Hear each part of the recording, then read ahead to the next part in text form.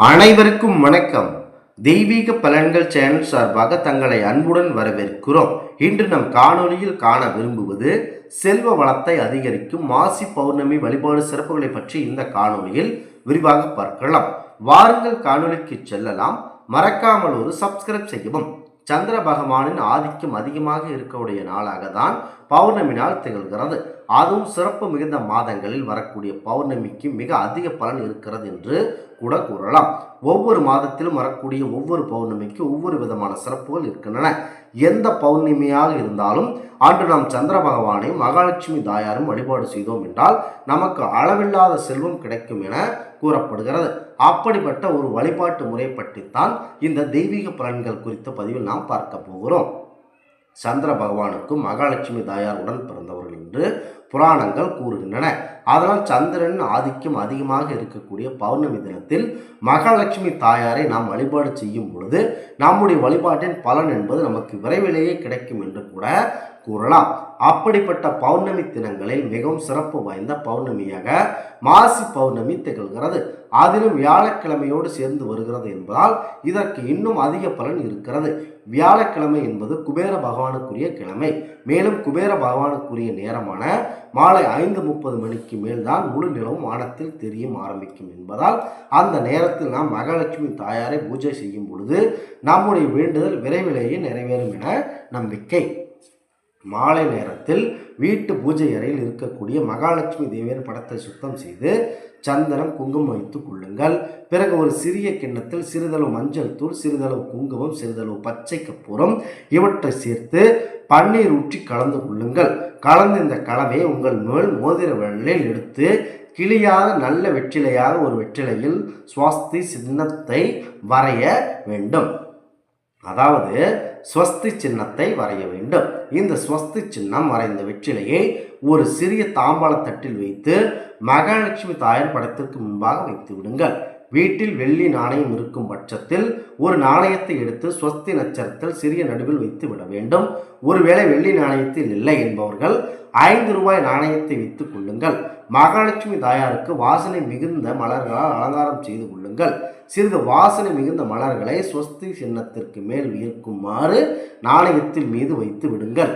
2 நெய் தீபங்களை மகாலட்சுமி தாயார் முன்பாக ஏற்றி வைத்துவிட்டு சுத்தமான பசும்பாலை காய்ச்சி அதில் ஏலக்காய் மற்றும் கற்கண்டை போட்டு மகாலட்சுமிக்கு நெய்வேத்தியமாக வைக்க வேண்டும். பிறகு மகாலட்சுமி தாயாருக்குரிய அஷ்டகம், ஸ்தோத்திரம், 108 போற்றி போன்ற ஏதாவது ஒன்றை கூறி குங்குமத்தாலோ அல்லது வாசனை மிகுந்த மலர்களாலோ ஆர்ச்சனை செய்ய வேண்டும். பிறகு தீப தூபம் காட்டி மகாலட்சுமி தாயாரை முழு மனதோடு வழிபாடு செய்ய வேண்டும். இப்பொழுது தாம்பாளத்தில் வைத்த வெற்றிலை நாணயத்தை எடுத்துக்கொண்டு ஆதரவுடன் தூபம் மற்றும் தீபம் போன்றவற்றை எடுத்துக்கொண்டு எங்கு சந்திர பகவான் முழுமையாக தெரிகிறாரோ அந்த இடத்திற்கு சென்று அங்கு வைத்து சந்திர பகவானுக்குரிய தீப தூபம் காட்டி சந்திர பகவானை முழு மனதோடு வழிபாடு செய்ய வேண்டும். வழிபாடு செய்து முடித்த பிறகு நாம் எடுத்து சென்ற அந்த வெற்றிலை மற்றும் வெள்ளி நாணயத்தை அப்படியே சந்திர பகவானின் ஒளிப்படும்படி வைத்துவிட்டு அதனை நீங்கள் உட வேண்டும். மறுநாள் காலையில் சுத்தபத்தமாக குளித்து முடித்த பிறகு வீட்டு பூஜைகளில் விளக்கேற்றி விட்டு இரவு வைத்த இந்த நாணயத்தையும் வெற்றிலையும் எடுத்து வந்து மறுபடியும் பூஜை அறையில் வைத்து முழு மனதோடு மகாலட்சுமி தாயாரை வழிபாடு செய்துவிட்டு எந்த இடத்தில் பணத்தை எடுத்து வைக்கிறோமோ அந்த இடத்தில் வெற்றிலையும் வைத்து வெள்ளி நாணயத்தையும் வைத்து விட வேண்டும். 1-2 நாட்களில் வெற்றிலை வாடிவிடும். அப்பொழுது அதை மட்டும் தனியாக எடுத்து கால்படாத இடத்தில் அல்லது செடிகளுக்கு அடியில் போற்றுவிட வேண்டும். அந்த வெள்ளி நாணயம் அப்படியே பணம் இருக்கும் இடத்தில் இருக்கட்டும். இந்த முறையில் நாம் ஒவ்வொரு பௌர்ணமி தினத்திலும் செய்வதன் மூலம் மகாலட்சுமி தாயாரின் அருளையும் சந்திர பகவானின் அருளையும் பரிபூர்ணமாக பெற்று செல்வ வளத்துடன் வாழ முடியும் என்ற தகவலை நாங்கள் கூறுகிறோம்.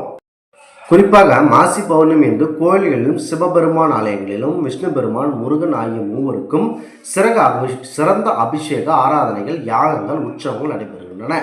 அன்றைய தினத்தில் மற்ற மாதங்களில் வரும் பௌர்ணமி தினங்களில் விரதம் மேற்கொள்வதை போன்றே மாசி மாத பௌர்ணமி தினத்தன்று இருக்கும் விரதம் நமக்கு சிறப்பான பலனை தரும்.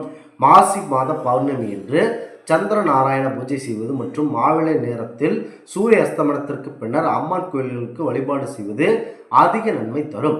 மாசி மாத பௌர்ணமி என்று திருவண்ணாமலை கிரிவலம் செல்லும் சமயம் வண்டுகள் மொத்தமாக பறக்கும் காட்சியை பார்க்கும் வாய்ப்புகள் உங்களுக்கு ஏற்படுமேயானால் உங்களால் பல மனிதர் பிறவிகள் கர்மங்கள் அந்த நொடி பொழுதே தொலைந்த ரீதியாக இருக்கிறது.